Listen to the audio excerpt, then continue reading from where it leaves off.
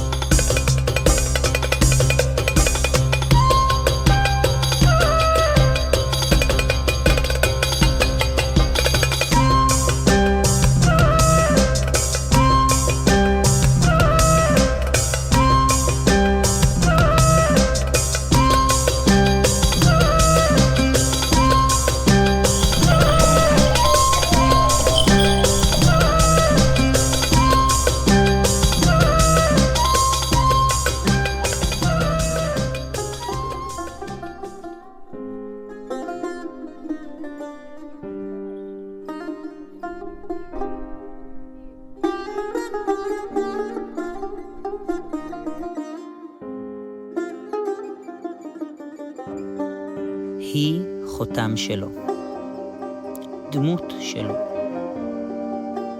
ועליה נאמר, שימני כחותם על ליבך, כי עזה כמוות אהבה. חזקה היא הפרדת הקדוש ברוך הוא והשכינה מישראל, כמו הפרדת הנשמה ורוח ונפש מהגוף. הוא יהיה באותו זמן קנה ונוקם ובעל חמה, רשפי אש שלהבת יד, וישרוף כמה היכלות של בתי עבודה זרה, ויטול נקמות מעמו.